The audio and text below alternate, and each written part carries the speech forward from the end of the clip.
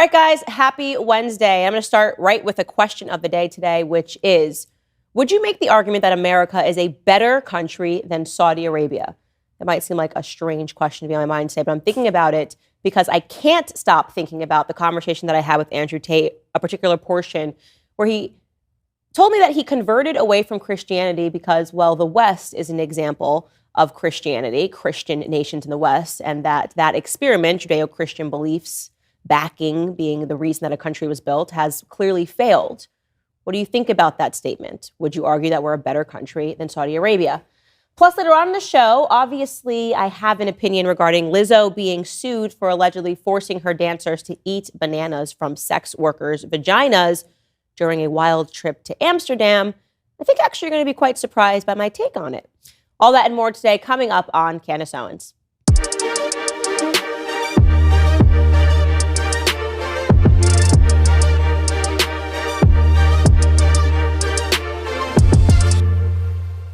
I think by now 3 million people have watched my interview with Andrew Tate, and the single most compelling piece of that interview for me was when I prodded him on the reasons that he left the Christian faith. Obviously, I am a Christian, and it saddened me as I expressed to him to hear that he had left the faith, but his reason was something that I could not ignore or something that I could not rather stop thinking about. He essentially said, and I'm paraphrasing here, that Western nations are an example of the Christian faith. Obviously, we are proud Christian nations, especially here in America. We always talk about the founding Western philosophy backed by Judeo-Christian beliefs. And look around us. Is this an example of Christianity winning? He talked about how Jesus Christ is allowed to just be openly mocked and how that could never happen in a Muslim country. And I thought that was really interesting, and it made me really think about the ways in which Christianity has failed in terms of standing up for itself.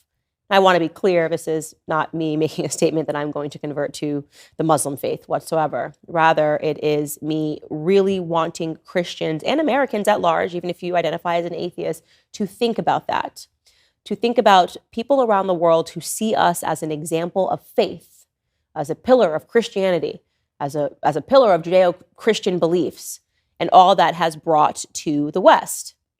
Now, it also brought me back to a conversation, a very similar conversation that I had earlier, 4 years ago, actually. You might know who Zuby is. He has now become a really big social media personality. He is a rapper. He has a podcast. And 4 years ago, I sat down with him in London, and I discussed this very topic with him, and I was a very ignorant, I would say, and arrogant American when I sat down with him. Because Zuby's interesting. He is Nigerian. He has a British family, part of his family is British. So he got to grow up in Nigeria, in the UK, and then he spent a large portion of his childhood in Saudi Arabia. And so I was looking at him brown-eyed and bushy-tailed and said, oh gosh, tell me about Saudi Arabia. It's got to be so terrible, so horrible to grow up in Saudi Arabia. Talk about that. Now you're free. You're back to being in the West. The West is the best. Rah, rah, rah. And here is what Zuby said to me. Take a listen. It was really cool to grow up there because having grown up there and then also being someone whose family background is originally from Nigeria, I've had a lot of access and exposure to 3 different cultures throughout my lifetime. So I've seen the British system and the British way of doing things and the pros and cons of that. I don't even want to say Nigerian, I guess Igbo, like even Nigerian itself is very, very diverse. But in Nigeria, there's a different way of doing things and the systems are a little bit different and there's different values and ideas and stuff that comes with that. And there's pros and cons to that. And then also with Saudi Arabia, which I think is, in a lot of ways, I think is quite a misunderstood country. It's one of those countries where people tend to have really strong opinions on, despite having very little information, let alone experience about. So with most countries, people don't really have, like, if I ask you, if you ask somebody their thoughts on Estonia, most people, unless they're from Estonia, don't really have any opinion or assumptions or whatever. With Saudi, everybody thinks they know the whole story. Right. They think they know everything about it. There's been a media fascination with Saudi Arabia because, Exactly. So I often find myself defending the country because people, I find, have a lot of false assumptions or misinformation about it or whatever, or they think that they only see the downsides and they only see the negatives of the way that some of the things are done over there. And, having lived there, there are, there's just like most places I've been to. There's things I like about it, and there's things I dislike about it. There are a lot of problems, for example, that you have in the Western world, some of the biggest problems that you have in the Western world that simply do not exist there, largely because of the way they do things. So Saudi, for example, of course, the country is like 99.9% Islamic. There's no separation of church and state. The laws in the Quran are the laws of the country. Everybody's religious. Everybody fears God. Super strong family values. And yeah, it is strict in a lot of ways compared to the liberal Western world.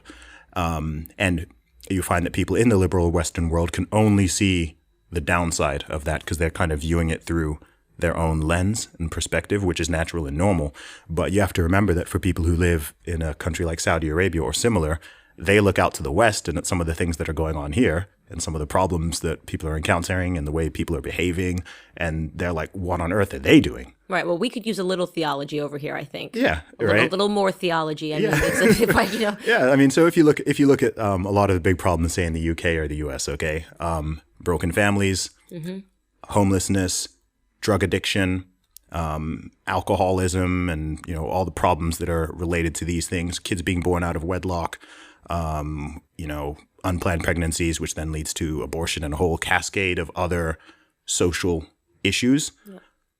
A lot of those just don't exist there. Well, because we're so secular, right? Yeah. So it becomes like this first, and we used to not be, obviously. This we built everything off of Judeo-Christian values, but it starts from first the fall from God, then the fall from the family, right? Then the draw towards government and the expansion of government, and everything else becomes absolutely insane, right? So I can see that perspective of the West going crazy because we have, and they stigmatized God, and now we are in the process of seeing they're stigmatizing family. Unless your family is weird and disruptive and you've got, a mom who doesn't shave her armpits and has pink hair who's married to a trans woman who was a guy yesterday but is a man today, and has adopted a child from a country with which they don't speak the language, then you're not considered the right kind of family today. Yeah. I mean, that's really that's the direction we're treading in right now in Western civilization, and it is nuts. Now, I want to be clear. That is just a small snippet of a discussion that went on for about an hour and 20 minutes. You can find it on YouTube. Just search Candace Owens and Zuby. But he made it clear that he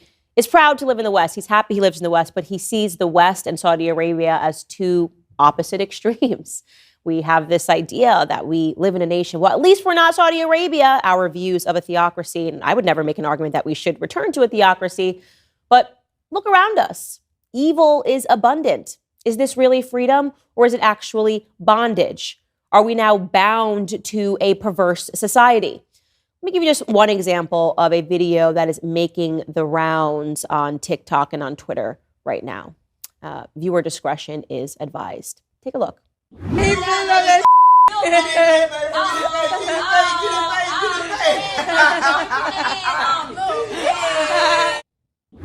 Now, in case you are listening to this on audio, what we just showed you was a 10-second snippet of a woman twerking her butt cheeks on what looks to me to be a 9-month-old boy who is just sitting there somewhat confused about why any adult woman would be shaking their butt cheeks while somebody records it and she puts on her shades. I guess this is supposed to be funny. I guess we're supposed to laugh. I guess we're supposed to say, thank goodness we have so much freedom that we can abuse children. Because that's where we're at right now in America. We are now openly abusing children. And we're being told that we need to be accepting of that because if you hold a different viewpoint, well, what are you, a Bible-thumping Christian? What do you want, a theocracy? You're backwards. That's from yesterday. Who wants to live like that in a world where adults can't twerk on children? Better yet, I'll ask another question. Who doesn't want to live in a world where a grown man can stick his nipples in a baby's mouth? Yeah, who doesn't want to live in that world? You're probably going, Candace, what are you talking about? I'm talking about chest feeding. I'm about to show you another video of a man that is chest feeding. He cannot produce any milk. He makes that clear in the video. But he identifies as a they. He's non-binary. So let me show you an example of they chest feeding an infant child. Take a look. Oh, I have to put it over here. The baby has been able to latch, but I've not been able to produce any milk. It's okay. because we're gonna supplement the feeding with formula so that my baby's still getting the nutrients that they need. I appreciate you so much for all your work. And I appreciate you also, baby. I couldn't have done it without you. Forget whether or not we are in a sane country, because we obviously are not living in a sane country anymore. In a moral country, every single person would look at that video and the video that I just showed you prior to it and say, these are examples of child abuse. In a moral country, we would be reaching out to CPS and those children would be removed from the homes of those adults. We don't live in a moral country anymore. We live in a country that is guided by immorality. Yes, we live in a country in which the government is more concerned with removing children out of homes if their children are not being vaxxed according to the government schedule. Yeah, if you're not going to give your child vaccines that we created with Big Pharma, which give us profits, then we have a reason to remove your children from the home. Then we will threaten you if you say that you refuse vaccines with CPS. But this we allow. This sort of things we allow. Sexual perversion, we allow, because this is America, home of the free, right? This is supposed to be the home of the free. As I said, this is not freedom whatsoever. This is bondage, and we are all now being bound to perversity. How are we being bound?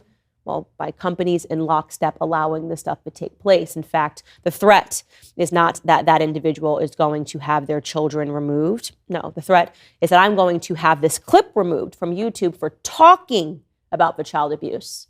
Because the idea is we're supposed to stay silent and we are supposed to remain complicit with everything that we see happening around us, which is something that I refuse to do, obviously. Something needs to change, and that's something I believe begins with Christians not being fearful to talk about this stuff anymore, not being fearful to talk about what exactly transgenderism is, not what exactly homosexuality is, what exactly it means when adults are putting their body parts on small children. And that's all I have to say about that. Because of you, Preborn has rescued over 28,000 babies this year alone. Right now, hundreds of thousands of mothers are awaiting the birth of their precious babies, and thousands upon thousands of babies are taking their first breath. Your impact reached eternity. Now is a time that we need to be more determined than ever to save the unborn children of the world. Thanks to Preborn, we can do just that. For just $28, you can introduce at-risk babies to their mothers, the cost of dinner to save a life. Because once she sees that precious life and hears that heartbeat on ultrasound, she is twice as likely to choose life. So I was just getting on my feet and I met someone and I got pregnant and I wasn't ready. How am I going to raise a baby? And I barely can take care of my daughter and myself right now. I Googled abortions and I scheduled an appointment thinking it was an abortion clinic. They did my first ultrasound. Seeing the ultrasound, it impacted me to the point to where I broke down crying. The nurse reminded me that it was a blessing from God. I was thinking about if I wanted to keep the baby or not. When I was at the clinic, after they told me how far along I was and that the baby had a heartbeat, I cried. And they gave me a minute by myself in the room. I broke down and I prayed to God. I asked the Lord to, when I walk out of those doors, to just give me the strength to be able to go through the pregnancy. Made my decision at that time. Women's Center called me out of the blue and said that they had a lot of stuff for me and they would like for me to come in. They gave me cribs and diapers and so much stuff. It's amazing. It touches my heart. It makes me feel special. It makes me feel like there's people in the world that does care. They gave me hope, the strength to believe in myself that I could do it. Treasure I chose because I know that she was a gift from God and she's just going to be a treasure. I'm super grateful that I'm able to go down this journey with my daughter, and I'm just super glad that I didn't have an abortion. I've learned how to trust God, how to listen to God, and to trust myself, and to do the right thing, and not be selfish. It feels amazing. Please donate a gift at any amount that will go directly towards saving babies' lives. Just dial pound 250 and say the keyword, baby. That's pound 250, baby. Or you can go to preborn.com/Candace. That's preborn.com/Candace. Okay, now it's time for some topics du jour.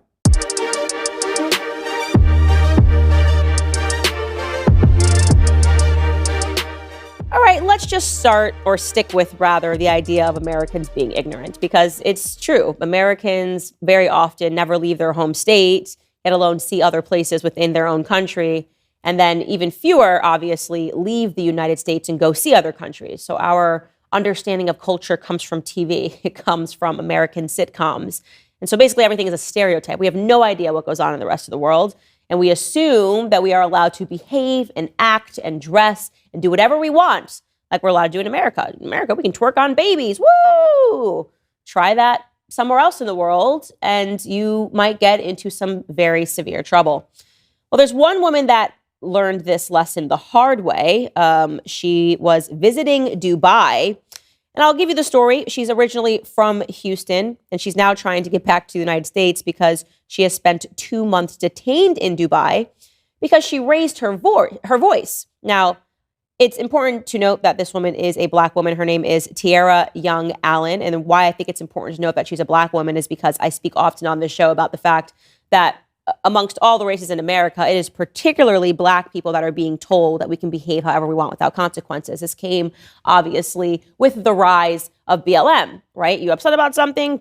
Go take a flat screen TV from Target. Somebody else will pay for it. You have a right to be upset. Somebody died that you didn't know at the hands of a police officer. You better run into Gucci and grab yourself a handbag, and no one can say anything to you. And if they say anything to you, you just be sure to call them racist. That's how it works. You just say race, race, race, throw down the race card, and people do whatever you want, really, in America because they're so fearful of that word. Doesn't really work overseas, least of all in a place like Dubai. So, yes, the incident started for Tiara Young Allen. She's a TikTok influencer. And by the way, if you look back into other videos, she tends to behave a little erratically, places like Puerto Rico. But again, she was in Dubai vacationing, and they had a rental car, and her and her girlfriend got into a car accident in this rental car. Authorities then impounded the car, and her belongings were taken by the rental car company. Now, she then went, obviously, to the rental car agency and said, I would like to have my belongings back. And they said to her, you're going to have to pay us to get your belongings back. I don't know what their rental car policy is in Dubai, but apparently for access to her items, she was going to have to pay some sort of a fee. And she didn't like that because they had her ID, they had her credit card, and she was not about to, despite the fact that she smashed up their car, pay any undisclosed fees to have them reclaimed. Now, this is when she got a little ratchet. She started yelling at the agent, and the agent subsequently called the police, and she was arrested because in Dubai, they have immorality laws, and it is illegal to yell in public, and it is especially prohibited if you are a woman. Uh-oh. So she's been detained for 2 months. Now, of course, the American perspective would be like, what sort of a country would allow a woman to be arrested for screaming after she crashed a car at an agent who's telling her that, yeah, you owe us some money here. Your vehicle's been impounded. This is a rental car. Have you no shame? I know that's going to be probably the American perspective because our brain has been warped a little bit. But wow, imagine a world where people were just not allowed to act ratchet in public and scream at people in order to get things done. Just interesting to consider. Imagine if you knew that screaming in public at someone, yelling at someone behind the counter would get you arrested. You probably wouldn't do it. You probably would act more civilized. And that was the point that Zuby made when he came on my podcast. Later on, he said to me, in growing up in Saudi Arabia, he said there were no crimes because people knew that if you stole, you'd get your hands cut off. So who's going to steal? No one's going to steal because you go, oh, you know what? It's actually not worth it for me to steal this item from CVS. I don't want to have my hands cut off. That doesn't seem like a even trade there. So there's no crime. So I'm assuming there's also no people yelling. She has found out the hard way. Obviously, her parents are upset about this. They've spoken out saying how emotional the experience has been. They've stayed up crying all night. Now, the truth is eventually she probably will be released, obviously, and she will be let back into this country. And it will waken her up a little bit in the same way that it woke Brittany Griner up just a little bit when she came back and she realized that she was a brat who couldn't even stand for her flag. She couldn't appreciate her freedom because she didn't even know what freedom was, right? She had no idea. She had never had any struggle because she grew up as a privileged brat in America. And now Brittany Griner stands for the flag. I'm going to bet that Tiara Young Allen will have a new appreciation for her freedom in America. I'm going to bet that she might adjust some of her ratchet behavior. I think 2 months in prison for her is probably going to be a good experience. In a foreign country, probably going to be a transformative experience, rather. And she might, again, come back and be a better person. So she really effed around and found out. Speaking of people that F around and find out, this story, Lizzo being sued by 3 of her dancers. And it's interesting. The story is interesting. And I know everyone's going to think that my take is that Lizzo is guilty as charged. Actually, far be it from my take. I do not believe that Lizzo is guilty as charged in this case. I'm going to run you through what is actually going on. So she has these dancers. We've covered them on the show. Lizzo looked all around the world for fat girls to dance on stage with her, right? And these fat girls danced very provocatively on stage with her. I would almost say that these fat girls basically put on a sex show next to Lizzo as they tour the world. In fact, let's take a look at a clip of these sexy dancers dancing on stage with Lizzo.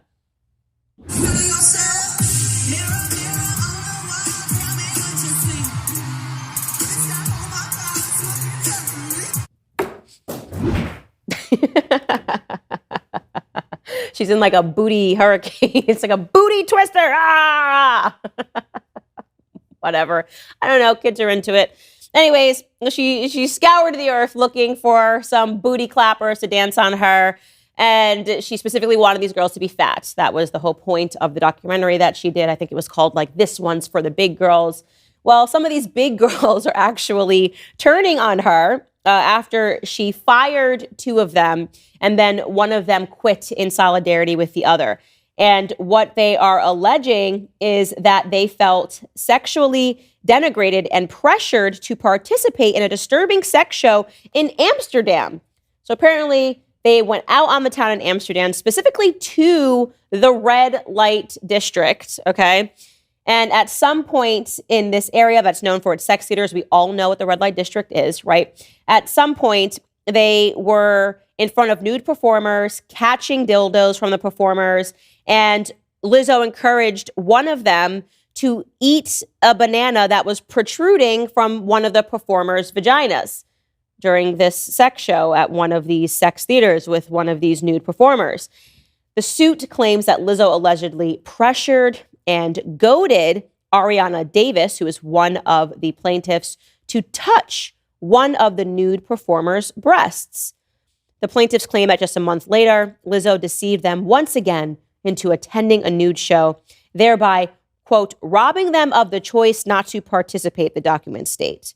Ariana Davis also claims that at one point she had no choice but to soil herself on stage during an excruciating re-audition, fearing the repercussions of excusing herself to go to the restroom, which is just weird. Okay.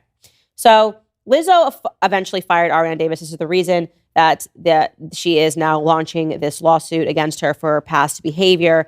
And part of this lawsuit, by the way, I should make it clear, is that they are claiming that white management demoralized them, that because they had these white managers, they were racist toward them because they told them how they should behave on tour. It sounds like the woman in Dubai, they probably were just told that they couldn't be ratchet, and maybe the manager was white who said this to them, but now they're launching essentially a lawsuit saying that it's racist and it's sexual harassment.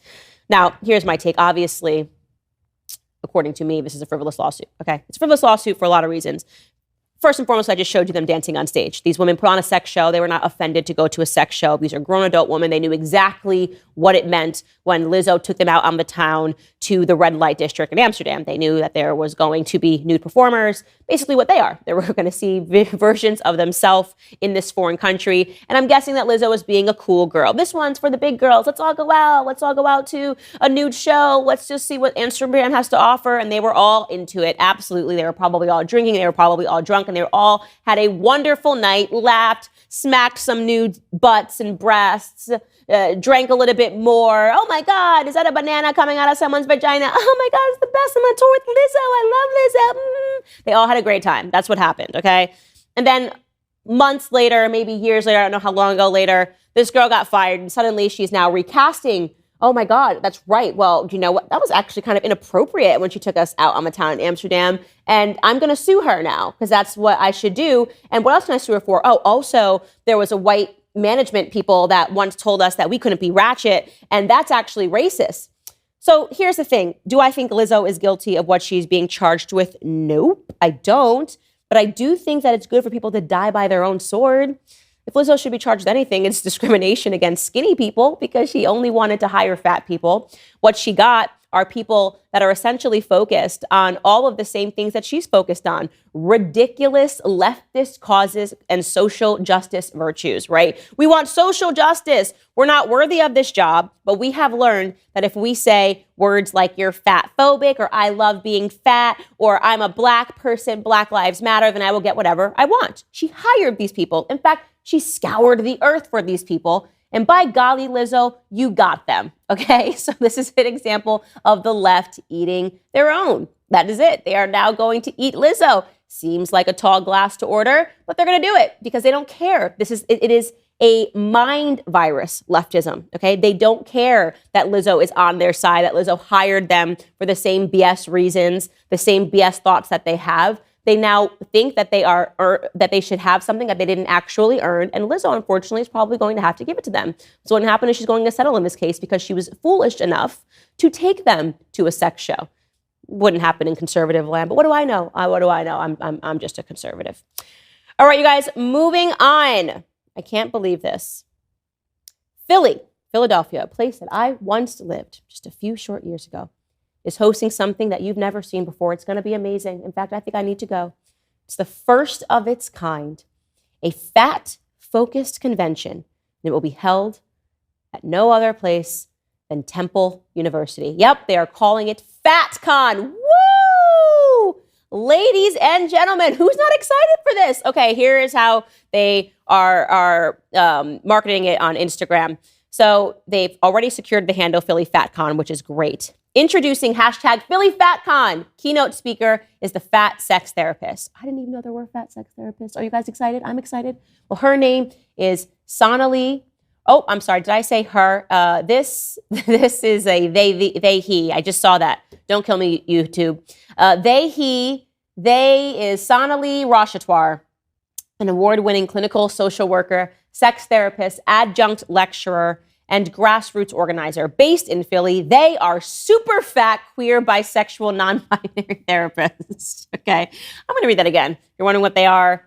They being that one picture you're seeing of this person. They are a super fat, queer, bisexual, non-binary therapist. Get your therapy, y'all.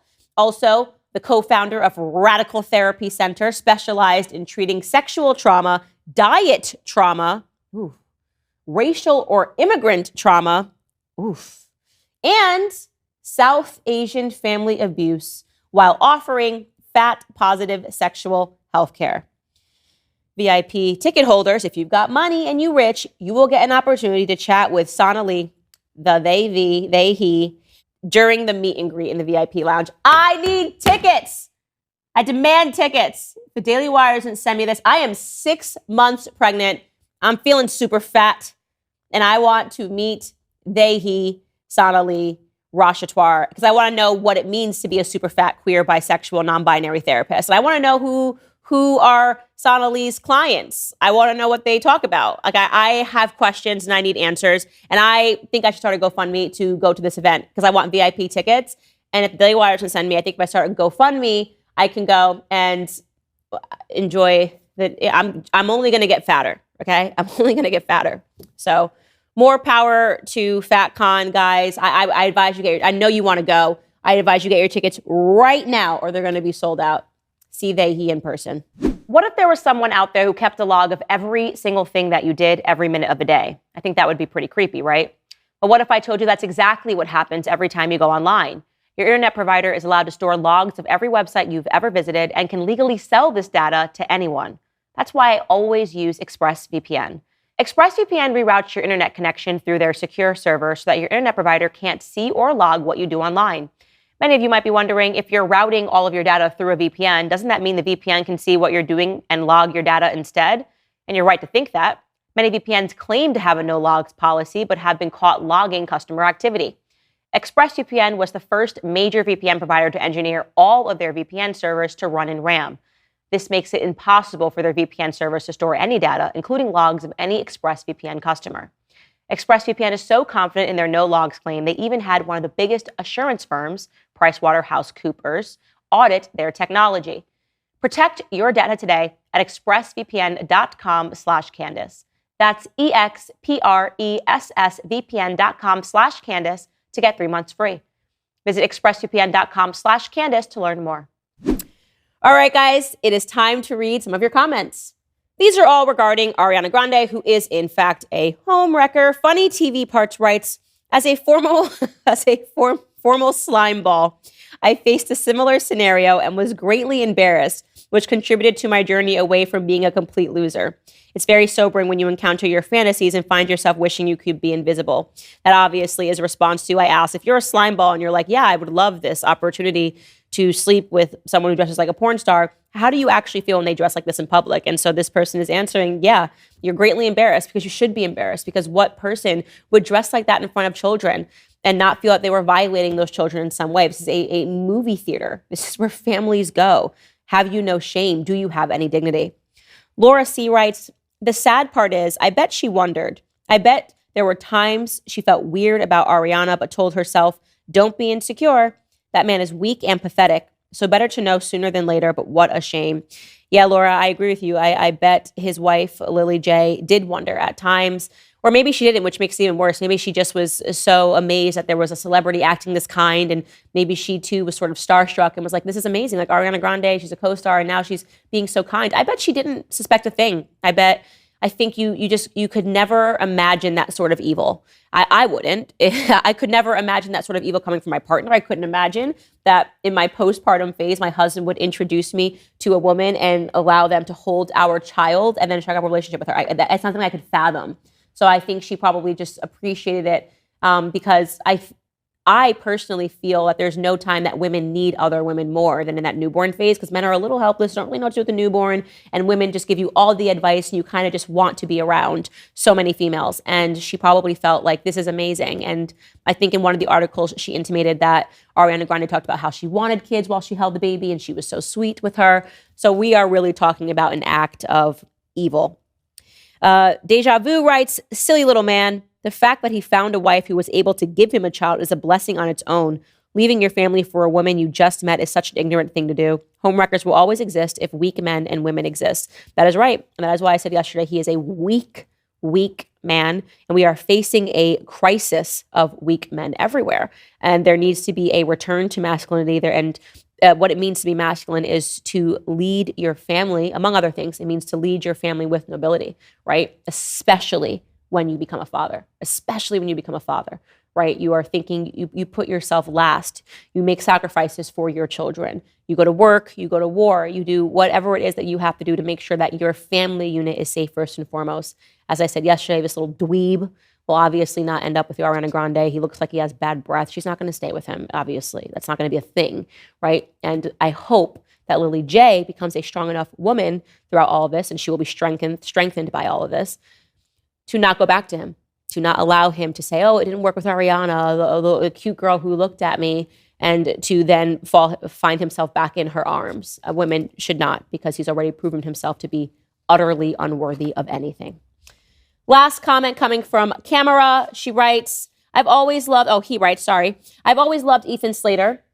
I was a huge fan. I'm a theater guy of his work, and remembered when he married her and was geeked out when they got pregnant. Their relationship was absolutely beautiful, and I'm extremely disappointed in him and Ariana. Yes, absolutely. It takes two to tango, and he obviously is more disgusting than Ariana because it was his family. But Ariana, let's not let that slide. Ms. Feminist, you are rotten to your little bratty core. Veruca Salt vibes all the way. Ladies and gentlemen, unfortunately, that is all the time that we have for today. As a reminder, A Shot in the Dark is available now on Daily Wire Plus, so be sure to click the link in the description and subscribe right now. And also be sure to come back tomorrow because, as usual, we'll have a brand new episode. See you guys then.